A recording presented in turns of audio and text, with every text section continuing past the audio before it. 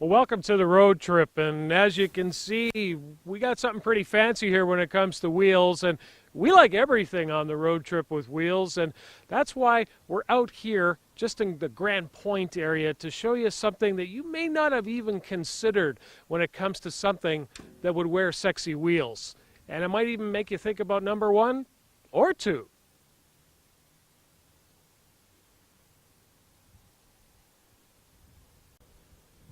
I'm joined now by Ken Novotny from Gotta Go VIP Toilets, and he's going to tell us a little bit more about these fancy wheel jobs. Ken, want to thank you for joining us today on the road trip. No problem. Now, Ken, the one thing I noticed about these particular units is that they're becoming used much more for special events. I've actually seen them first off at various automotive events around North America, and they're really getting classy inside. Yes, they sure are.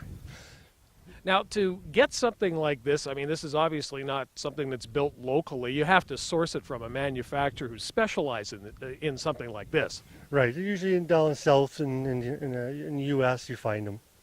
Now, when you think about using something like this, there's a few different ways to think about how you're going to power it. Like, do any of these use like alternative energy?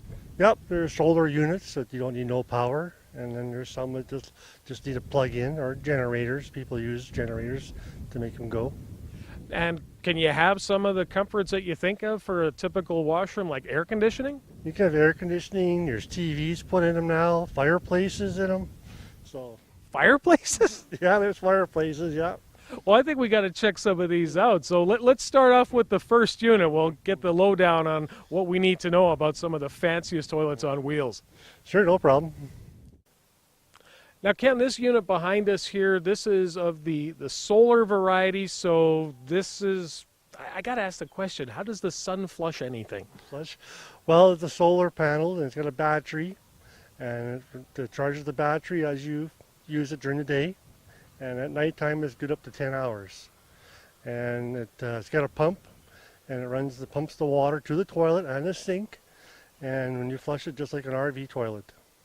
Well, it seems like something that's also fairly lightweight, doesn't look too heavy. I mean, do you have to use a big rig to haul this one around? No, just a regular pickup truck, or even like a little SUV can pull this for really easy. Well, now, something like this, just so we give people an idea, if they're thinking about it for an event, to rent something like this and have it in place for an outdoor wedding or a country event, so what would someone be looking at for this particular solar-powered one? This one here ranges, depends how far it goes out for driving time, but it can be anywhere from $1,000 to $1,250. That's definitely reasonable when you compare it to what you'd normally have to spend for just the typical construction style. Right, yeah, construction style, these don't go out to construction styles for me, because I usually like to have them just for weddings only and special parties and events. Now, the thing is, there's the bride, and sometimes they can be bridezilla. I mean, have you got anything a little fancier? Oh yes, we got a lot fancier than this. Well, let's go take a look at those. Okay. Well, Ken, this particular one looks a little more fancy, and I would assume that something of this nature doesn't run on solar. You probably got to hook up to some power for this one. Yes, this one needs power. Now, the features that I can see just from looking inside, I mean, we obviously have the RV style of toilet filled with water and then flush, but I also noticed that it's got one of those waterless urinals on this one. Yes, all men's toilets on these trailers, you get a waterless urinal. And the sink, everything else, running water, able to basically get yourself all prettied up for whatever outdoor event you're at.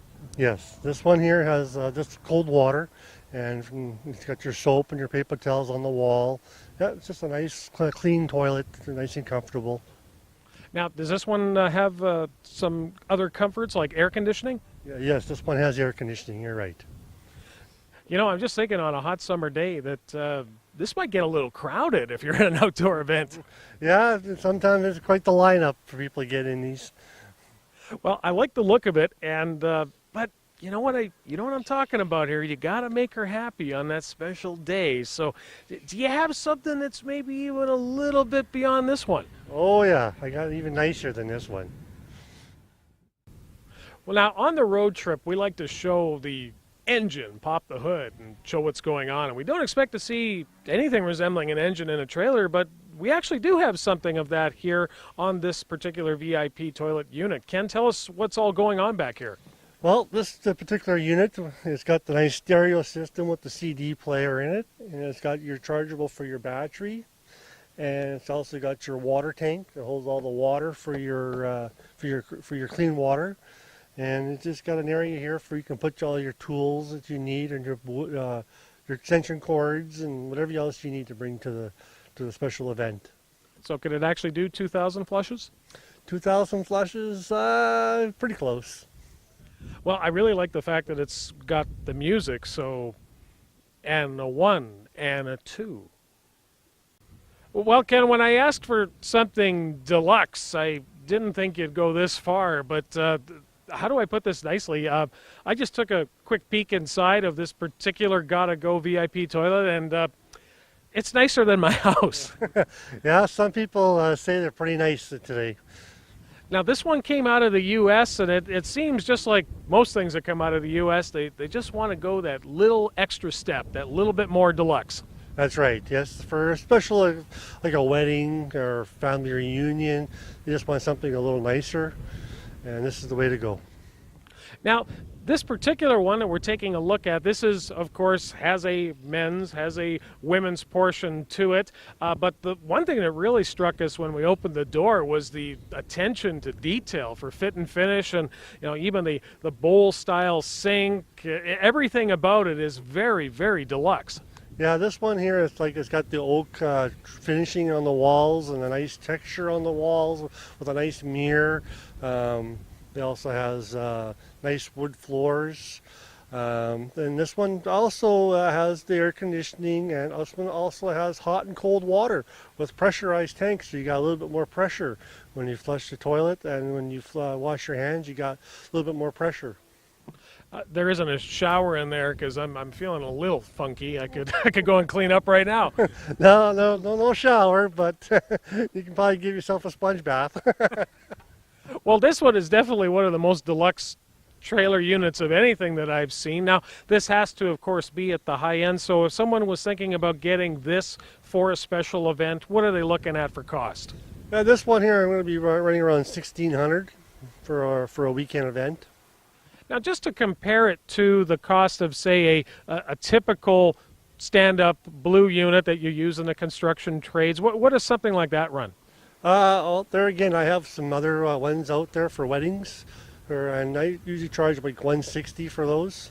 And then this year, I just brought in pink ones. Well, that'll definitely appeal to some of the brides out there. But I have to admit, I mean, something like this, especially if you're going to be having a very special day, a very special outdoor event, that I have to admit, whether it's one or two, this is definitely the one I'd want to use. Yeah, me too. Well, Ken, I want to thank you very much for showing off what you've got down here at Gotta Go VIP Toilets. And like we say on the road trip, if it's got wheels, we like it. Thanks again. Thank you.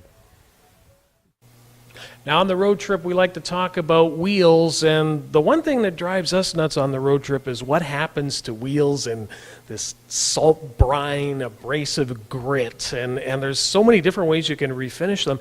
But we found out about a new way, and it's something called Hydrographics, and that's why we're in Ile-des-Chênes, Manitoba. I'm talking to Justin Privé from Next Generation Hydrographics. That's definitely a mouthful. I got to practice saying that. Justin, thanks for joining us today on the road trip. No problem. Great to be on the show. Well, I wanted to ask the elevator speech, if you will, of what exactly Hydrographics is. Is it something that exists today and we're just simply not aware of it? Yeah, I mean, it's huge in the U.S. and it started overseas. Basically, the short version of it is a polyvinyl film. You lay on top of water, you spray an activator on it, you dip your part through the activated film, and it basically makes chemical bond with the paint that was on the part. So it leaves a really nice pattern on anything you want to dip through it. So these patterns are pretty much limited to, I guess, what's available. Yeah, I mean, you can always make your own pattern. Sometimes it gets a little expensive, but there's over 4,000 patterns out there, and you're basically unlimited in the color combinations you put underneath the pattern. Well, it sounds really neat, but I guess what we wanted to do today was to show people the process. And what we've got over here at the shop is, well, a Gribbly Manitoba wheel, if I've ever seen one. Where did this one come from? This one's actually right off my truck, and as you can see, it's not in great shape. We basically strip it down, we prep it really nice. I'm not going to go into the prepping process. It's kind of a long process, but we get it ready for paint, and we make it all smooth and nice again. So you take off all the corrosion, and from what I can see here, we're going to take our viewers today through the various stages. So you take the wheel, you blast it, you get all the corrosion off, but anything that involves some form of coating is probably going to need a prime coat as well.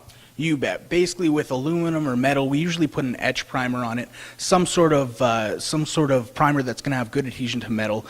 With a plastic, we'll use an adhesion promoter. But basically, we just put the primer on, and then it's ready for base. Well, this particular wheel here has the etch primer on it. It's nicely cleaned up. In fact, for some people, it's probably already good enough to go and put back on the vehicle. But what happens now? How do you take it to that next custom level? Basically, this is the step where all the magic happens. We take the rim and we dip it into our tank. We get all the film ready, and let's go take a look. Let's dive in. Sounds good. Well, Justin, we're back here at the nerve center of the creative process for the next generation hydrographics. And tell us exactly what's happening here with this special film. Basically, what's happening right now is we're cutting the tape and we're measuring the film out for our specific part, and then we're going to lay it on top of the water. We just have to measure it out carefully, cut it before we can put it on the water because it comes in a big roll. Now, when you're measuring for this, do you have to be very exact? How much overlap do you have to make sure that it sucks in to all the unique crevices and crannies of the piece that you're dipping? Our policy is always it's better to have more film than miss a piece on the part. So we always cut to make sure we have at least 6 inches on both sides, and then we're ready to dip.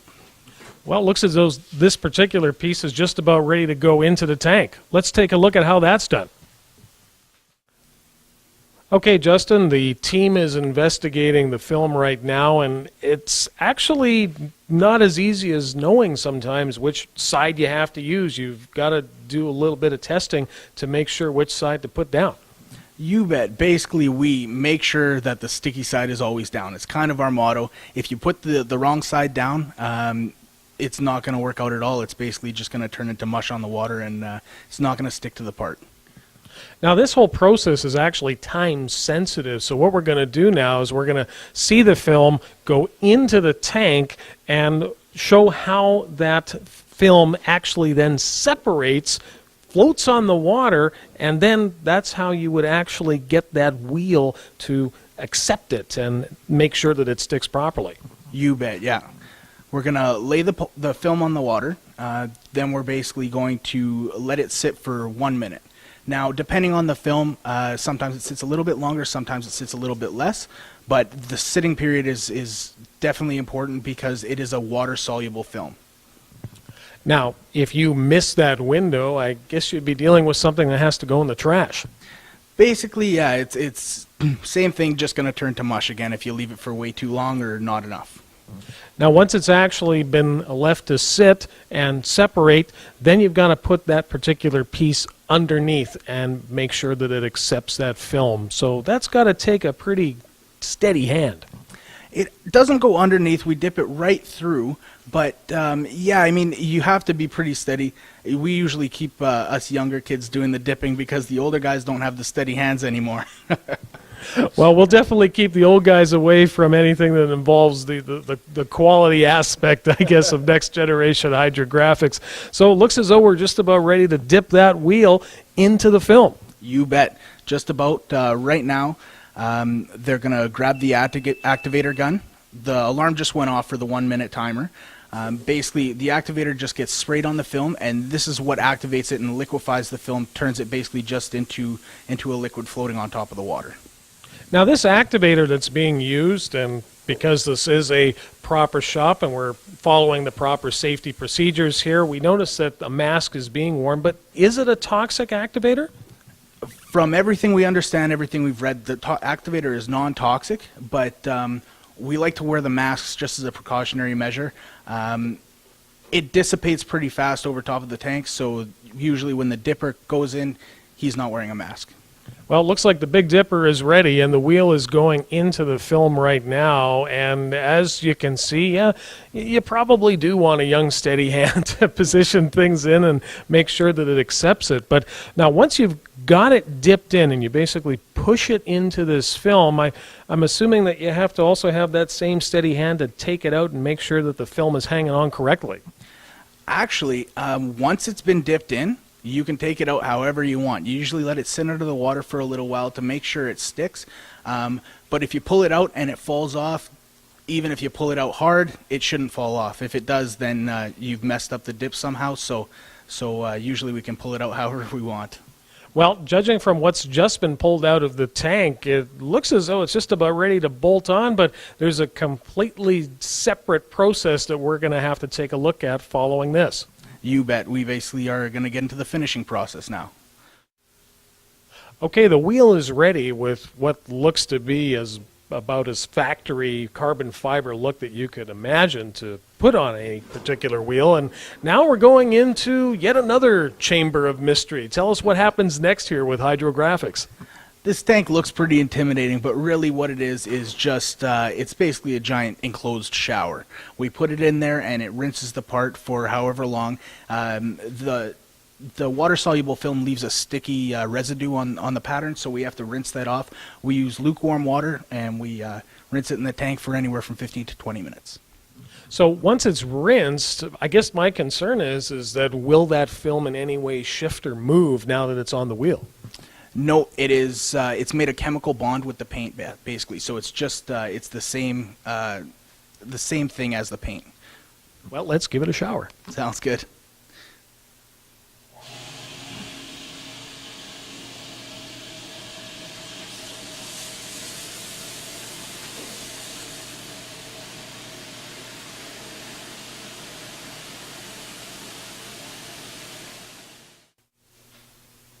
Well, Justin, I have to tell you, I didn't honestly think that you were going to be able to get this wheel to look this fantastic. And I've got to tell you, not only does it have that true carbon fiber look to it, but it's also as durable as a painted wheel.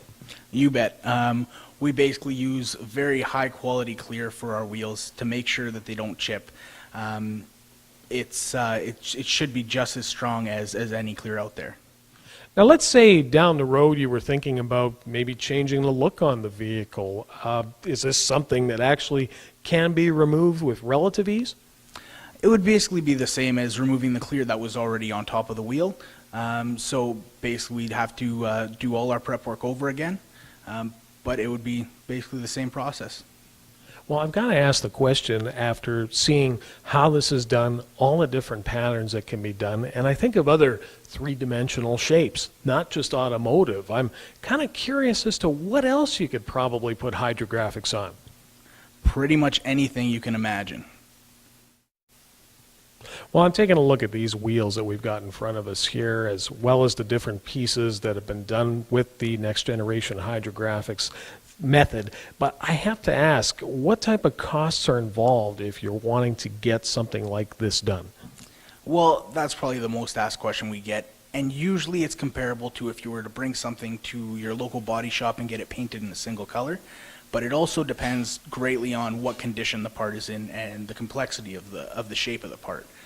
Something like a wheel, you're looking in and around $85 for 15 inches and under, and then there's brackets that go up from there. So 16 to 17 inches, you're closer to 100, and then anything over 17 inches, you're looking closer to 125. Now, it's important to note that you don't have the abilities to disassemble and take tires off and such, so if anyone's wanting to get wheels or really any other item done, don't bring the vehicle, bring the part. Exactly. Everything has to come to us disassembled ahead of time. We're not great at taking things apart, even though we're pretty good at dipping them. Now, what are some of the weirdest things that you guys have actually been requested to dip over the last little while? You know what? The skulls are one of the strangest things we dip. We've gotten beaver skulls and bear skulls, deer skulls, fox skulls, all kinds of stuff like that. Basically, people call us to dip everything, but some people call us to dip fabrics, things like that. Unfortunately, fabrics can't be dipped. Well, it's definitely hip to dip. Now, if people are interested in finding out more about the process and how you do it, how can they find you on the web? Best way to find us is nextgenhydrographics.com. That's our website, and then we're also on Facebook under Next Generation Hydrographics. Well, it sounds like a like that I think a lot of people will get interested in. Just I want to thank you once again for showing us everything there is to know about hydrographics on the road trip. No problem. Thanks a lot. Well, right behind us is one of my favorite Porsches, and next to me is one of my favorite Porsche people, Patrick St. Pierre. I want to thank you for joining us today on the road trip and having us here at Mosport. Well, thank you, Michael. Now, I do apologize for the troll, but we got to keep the wind down here, and there's been definitely a bit of a wind of change moving through when we think about what's been happening for Cayman and how it's evolved into something that is actually just not the car that you would buy if you didn't have the money to buy a 911. Well, I mean, really, the Cayman customer, as we saw in the previous generation, is a customer that's actually very different from the 911 customer. We have someone that wants really a vehicle that's because, of course, the Cayman is a two-seater, whereas 911 is a four-seater. So 911 has a little bit more of a practical side from that aspect. So the Cayman customer is really just all-out enthusiast that really wants, a very pure vehicle, very little compromise, and just something that's just really appealing. And I mean, for the Porsche brand, a Cayman is fantastic. It's a mid-engine. It's it's both powerful, it's both efficient, and it's a car that you can drive all year round. So it's fantastic. The thing that I noticed too with the new incarnations for Cayman is that it is going to be receiving much more of the bespoke options that we've seen on other Porsche products. One of the most notable ones is the Burmester sound system. Yes, that's right. And I mean, that's a tradition from Porsche that we always like to, have our cars tailored to our customers' needs. And of course, anything that the customer requests, and you can really decide to build your vehicle in a very specific way. You can choose your color, you can choose the color of the interior, you can choose the type of, it just goes on and on and on. And it's really something that's been very dear to our customers, and we've tried to maintain and try to elaborate and give them maybe even more options if that's possible. I think for an entry-level Porsche, if we can really call it that, and it seems totally unfair to give it that type of moniker, especially when you think about what this car can do, but what it can do has a lot to do with the fact that it is a mid-engine design and therefore giving a much more neutral style of handling to the vehicle, and definitely one that can be enjoyed by both novice and professional. That's very true. And also one of the contributing factors is the fact that the engine is a boxer engine, a boxer type engine. Therefore, the center of gravity is kept very low. And of course, it is, as you mentioned, in the center of the vehicle, which means a good balance, a good equilibrium. And it's a vehicle that's very forgiving, as you noticed today on the track. It's very fun, and again, very, very, all things that are very true to the Porsche brand. Well, and definitely a lot of that fun can be had with the Boxster as well, but I'm still going to be working a little bit on my long-term arrangement, hopefully with a Cayman, and we'll be telling you a little bit more about that on a future episode of the Road Trip. I want to thank you once again, Patrick, for having us here to Mosport. Thank you for joining us. Our sports cars are doing phenomenally well. Porsche overall is up 24% for the year, and that's based on a record year that we had in 2012. So we're continuing to really move from strength to strength. The sports cars are actually our hottest models right now. The 911 is up 26% this year, and the mid-engine cars are up 100 and some odd percent because we have a brand new Boxster on the market that was just introduced last year. Brand new Cayman that's just been on the market for a month. So we have a very, very fresh sports car product line. We just introduced the all-wheel drive models of the new 991 generation 911. And there's much, much more on the way. Even later this year, we'll have the turbo version of the 991 911 as well as the GT3. So the sports cars are on fire right now. But that's not to say that as well the Cayenne still also is in very, very strong demand, and the Panamera is coming off its record year. So overall, we're very, very happy with sales in general and also with the mix of product that we're selling. Hit the throttle, step that throttle, looking really good behind me, guys. Start directly into the sky shark. Looking way up ahead for the next gate, next cut.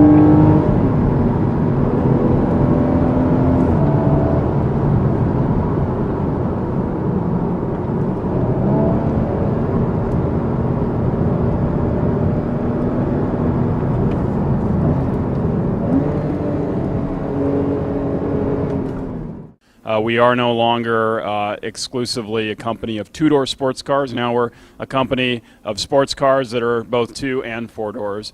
And with the Panamera and the Cayenne, we definitely are seeing some new buyers entering the segment. The same will hold true when we bring the Macan, which is our new smaller SUV, to Canada about a year from now. That'll be most likely our lowest price or entry price point for a Porsche, and with that we'll be able to reach into a new target group. So we're seeing certainly more female buyers with the Cayenne, no question about that. And we would expect also to probably reach down into a younger buyer group with the Macan when it comes out next year.